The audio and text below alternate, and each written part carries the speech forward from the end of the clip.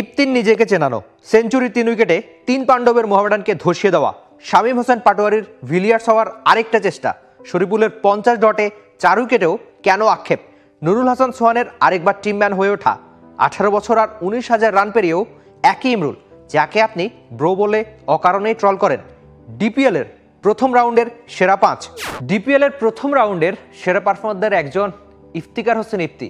কে ইফতি? বয়সে 22, জন্ম ভোলায়। এর আগের লিস্টে ক্রিকেটে 13টা ইনিংসে রান করেছিলেন 198, জীবনের প্রথম শতক। তো ম্যাচের পর তার ইন্টারভিউ করেছিলাম যে ইফতি জীবনের প্রথম শতক কতটা বিশেষ। 3 পাণ্ডবের দল মোহামেডান, এক্সপিরিয়েন্স ক্যাম্পেইনার, যেখানে তামিম ইকবাল, মাহমুদুল্লাহ রিয়াদ, মুশফিকুর রহিম, এই 3 বড় তারকা। এই ইফতি, তার বয়স তো 22, ক্যারিয়ারটা একদম শুরু করেছেন। এমন সব বড় নামের ক্রিকেটারদের সঙ্গে একটা সময় খেলবেন, সেই স্বপ্নটা কি ইফতি দেখেছেন? তবে এই বড় নামের ক্রিকেটারদের দেখেই তো ইফতির ক্যারিয়ারটা শুরু। হয়তো ভেবেছেন একটা সময় ক্রিকেটার হবেন। কেবল সেঞ্চুরি না, 3টা উইকেট নিয়েছেন, এর মধ্যে মুশফিকুর রহিমকে বোল্ড করেছেন। তবে আরেকটা ব্যাপার গুরুত্বপূর্ণ, ম্যাচ সেরা হয়ে কিন্তু ম্যাচ সেরার অ্যাওয়ার্ডটা নিয়েছেন মুশফিকের হাত থেকেই। এর আগের যে জাতীয় ক্রিকেট লিগ হয়েছে সেখানে 4র্থ সর্বোচ্চ রান করা ছিলেন এই ইফতি, যেখানে তার ব্যাটিং গড় ছিল 43 আর করেছিলেন 563 রান। ইফতির সেঞ্চুরি কেন এত বিশেষ? জীবনের প্রথম সেঞ্চুরি বলে তো অবশ্যই বিশেষ হওয়ার কথা লিস্টে ক্রিকেটে, তবে গুণে দেখলাম তিনি 43টা সিঙ্গেল নিয়েছেন। বাংলাদেশি ব্যাটাররা সচরাচর এত বেশি সিঙ্গেল নিতে পারেন না একটা ইনিংসে। তবে ইফতি বয়সে যিনি একেবারে তরুণ, তিনি সিঙ্গেল নিয়ে জানিয়েছেন তার সামর্থ্য রয়েছে রানিং বিটুইন দ্য উইকেটে কতখানি ভালো হওয়ার। আর আপনি কি মোহামেডানের বোলিং ইউনিটটা খেয়াল করেছেন? সেখানে নাসুম আহমেদ, সাইফুদ্দিন, আবু হায়দার, রনি সহ সব বড় তারকায় রয়েছেন, ছিলেন তাইজুল ইসলামও, যারা একটা সময় জাতীয় দল কিংবা এখনও আপনি জাতীয় দলের নিয়মিত মুখ বলতে পারেন। সেই জাতীয় দলের বড় তারকাদের বিপক্ষে, মোহামেডানের বিপক্ষে বিকেএসপিতে ইফতির এই প্রথম সেঞ্চুরি অবশ্যই তার জন্য বিশেষই হবে। কেন ডিভিলিয়ার্সের মতো খেলেন শামীম হোসেন পাটোয়ারি, সেই গল্পে একটু পরে যাব। তবে 23 রানে 4 উইকেট নেই, তখন একটা দল কি করে 217 রান তাড়া করবে? তবে দলে যদি থাকেন শামীম হোসেন পাটোয়ারি, যিনি কিনা টেলেন্ডার ব্যাটারদের নিয়েও কিংবা খালেদ আহমেদের মতো ব্যাটারকে নিয়েও লড়াই করতে পারেন, তাহলে বোধ করি প্রাইম ব্যাংকের চিন্তাটা একটু কমে আসে। প্রথম 20 বলে তার রান ছিল 15, পরে 83 বলের 98 রানের একটা ইনিংস, ব্যাটে 10টা 4, 4টা ছক্কা। খালেদের সঙ্গে 107 রানের একটা জুটি গড়েছেন। সচরাচর বাংলাদেশি ব্যাটারদের টেলেন্ডার ব্যাটারকে নিয়ে বা একজন বোলারকে নিয়ে এমন জুটি হয়তো আপনি দেখেন না, সেটা খুব একটা দেখা যায় না। আর এই শামীম হোসেন পাটোয়ারিকে ভাবা হয় টি-20 ক্রিকেটের জন্য দারুণ ব্যাটার বা সম্ভাবনাময় ক্রিকেটার, কিন্তু ওয়ানডে ক্রিকেটেও তিনি পারেন। ওয়ানডে ক্রিকেটে যে তাকে সুযোগটা কম দেওয়া হয়েছে এমন সব ইনিংস কিন্তু সেটারই প্রমাণ দেয়। আর আরেকটা ব্যাপার যেটা একদম শুরুতে বলছিলাম, যে তিনি কেন ডিভিলিয়ার্সের মতো খেলেন বা ডিভিলিয়ার্সের মতো নো লুক শট বা 360 ডিগ্রি প্লেয়ার যাকে বলা হয়, একদম উইকেটের চারপাশে খেলা, শামীম হোসেন পাটোয়ারি এমন সব শট খেলতেই পছন্দ করেন। নো লুক শট, ফাইন লেগের উপর দিয়ে মারা সব বাউন্ডারি, সেটা বিকেএসপিতেও দেখা গিয়েছে। তবে কেন তিনি ডিভিলিয়ার্স হওয়ার চেষ্টা করেন?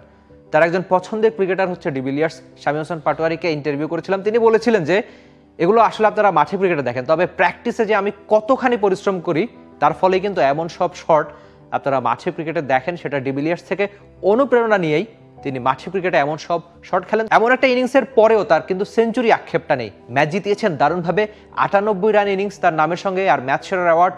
তবে আক্ষেপটা, সেঞ্চুরি নেই। দলকে জিতিয়েই খুশি শামীম হোসেন পাটোয়ারি। কেবল টি-20 ক্রিকেট না, উইন্ডিজে দারুণ করেছেন, বিপিএলটাও একই রকম। 50 ওভারের ডিপিএলটাও শামীম হোসেন পাটোয়ারির যাচ্ছে দারুণ। অন্তত প্রথম ম্যাচটা দেখে মনে হচ্ছে এই শামীম পাটোয়ারি ওয়ানডে ক্রিকেটেও দারুণ পারবেন নাকি। 50টা ডট বল, একটা 10 ওভারই ম্যাচে 60 বল পাবেন একজন বোলার, সেখানে যদি 50টা ডট বল করেন তাহলে আপনি বুঝুন সেদিনটা কতখানি ভালো যাবে বোলারের। 50 ডট বল আর 4 উইকেটের পরেও কেন শরীফুলের আক্ষেপ বা কি নিয়ে এত আক্ষেপ তার? সেই আক্ষেপটা হচ্ছে ক্যারিয়ারে এখন পর্যন্ত 5 উইকেট স্পর্শ করতে পারেননি এই পেসার। সবশেষ 6টা ইনিংসে শরীফুল 4 উইকেট নিয়েছেন 3 বার, এর মধ্যে টানা 2, কখনো ক্যাচ মিস, কখনো আবার ওভার শেষ হওয়ায় 5 উইকেট পাওয়া হচ্ছে না তার। স্বীকৃত ক্রিকেটে 11 বার সব মিলিয়ে 4 উইকেট পেলেও এখনও 5 উইকেট পাওয়া হয়নি এই পেসারের। ইনিংসের একদম প্রথম বলে এনামুল হক বিজয়কে ফিরিয়ে শুরু, তারপর একই ওভারে নিলেন আরেকটা উইকেট। তখনই বোঝা হয়ে গিয়েছিল দিনটা তার। এমনকি তার টিমমেট এসে সৌম্য তাকে বলেছিল যে এমন দিন বা এভাবে আসলে দিন শুরু সব বোলারের হয় না, এই দিনটা তোমার, এই দিনটাকে কাজে লাগাও। দারুণভাবে শরীফুল কাজেও লাগিয়েছেন।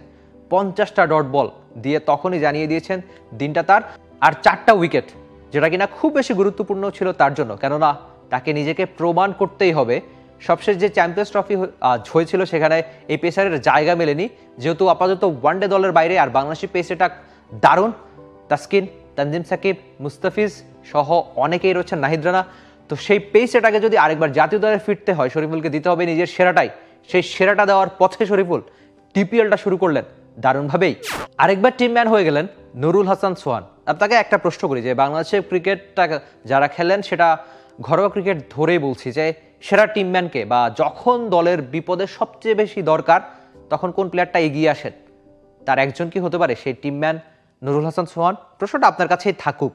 তবে ব্রাদার্সের বিপক্ষে 5-এ নেমে 4-4-এ 53 বলে নট আউট 58, 263 টার্গেট ছিল। তবে একটা পর্যায়ে যখন 6 উইকেট হারিয়েছিল তখন মনে হচ্ছিল ধানমন্ডি স্পোর্টস ক্লাব ব্রাদার্সের বিপক্ষে হেরে যাবে। তবে ঠিকই ম্যাচে ফেরালেন নুরুল হাসান সোহান।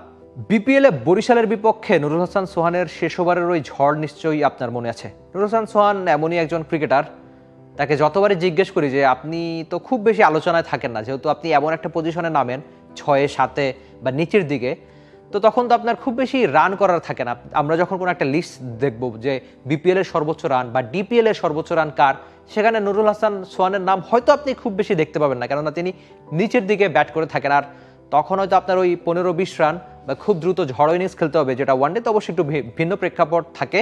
কিন্তু ওই যে সবচেয়ে বেশি রান বা একেবারে ম্যাচ জিতিয়ে ফেলা, তেমন কাজ হয়তো নুরুল হাসান সোহান করতে পারেন না। তার ব্যাটে হয়তো আপনি 15-20 রানের ইনিংস দেখবেন কখনো কখনো, কিন্তু সেই 15-20 রান কতখানি কার্যকরী সেটা হয়তো তার দল জানে।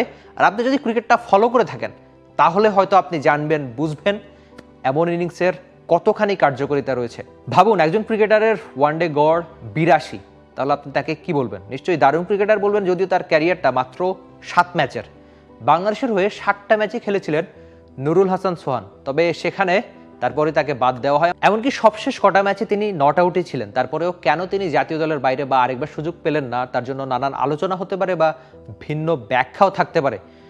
তবে নুরুল হাসান সোহান যে ফিরতে পারেন, অন্তত টিম ম্যান হয়ে থাকতে পারেন, সেটা হয়তো তার দল বা তাকে যে দল নিয়ে খেলায় তারা হয়তো জানে যে দলের যখন বিপদ তখনই একজন টিম ম্যান হয়ে হাজির নুরুল হাসান সোহান। 18 বছর আর 19,000 রান পেরিয়েও একই ইমরুল, যাকে হয়তো আপনি অকারণে ইমরুল ব্রো বলে ট্রল করেন। যদিও ইমরুল গায়েস নিজে এসব ট্রল খুব একটা গায়ে মাখেন না, তিনি এনজয় করেন। মানুষ যে তাকে ভালোবাসে সেটা তিনি অন্তত জানেন। 2007 সালে তার স্বীকৃত ক্রিকেটটা শুরু, 18 বছর তার ক্যারিয়ারের বয়স। সবশেষ ম্যাচেই তিনি 19,000 রান পেরিয়েছেন স্বীকৃত ক্রিকেটে। 10টা বাউন্ডারি মেরেছেন, যার মাঝে 60টাই ছিল ছক্কা। 94 বলে 94 রান, বয়সে 38। তবে ঘরোয়া ক্রিকেটটাই এখন খেলছেন এই ইমরুল কায়েস। আবাহনীকে হারাতে দারুণ কিছুই করতে হতো ইমরুল কায়েসদের, তবে সেই কাজটা দারুণভাবেই করেছেন ইমরুল কায়েস নিজেই। হয়তো তার সেঞ্চুরি আক্ষেপ থাকতে পারে, যেহেতু 94 রান করেছেন, আর 6টা রান করলেই তো দারুণ একটা সেঞ্চুরি দিয়েই এবারের ডিপিএলটা শুরু করতে পারতেন। তবে সেই আক্ষেপ তার কাছে হয়তো খুব একটা বড় না, যেহেতু দল জিতেছে দারুণভাবে। তবে ইমরুল কায়েস কেন একই রকম আছেন, ওই যেটা বলছিলাম তার ক্যারিয়ারের 18 বছর বয়স, এখনও ঘরোয়া ক্রিকেটের নিয়মিত পারফর্মার একজন ইমরুল কায়েস। ডিপিএল আপাতত জমে গেছে। প্রথম রাউন্ডে আপনি লিটন কুমার দাসকে দেখতে পারেননি, তবে গুলশানের হয়ে ঠিকই হয়তো পরের রাউন্ডে মাঠে দেখা যাবে তাকে। আপাতত এই জমে ওঠা ডিপিএল কিংবা ডিপিএল এর সবশেষ আপডেট জানতে অথবা পুরো ডিপিএলটাই দেখতে আপনি চোখ রাখতে পারেন দেশের একমাত্র স্পোর্টস চ্যানেল টি স্পোর্টসে। আর ডিপিএল এর প্রথম রাউন্ড নিয়ে যে কোনো মন্তব্য আপনি জানিয়ে দিবেন টি স্পোর্টসের কমেন্ট সেকশনে, যেটা আপনার জন্য সবসময় খোলাই থাকে। For more updates, subscribe to our YouTube channel and click on the bell icon. Follow us on Facebook and Instagram. Download T Sports app to enjoy exciting games and highlights. Visit tsports.com.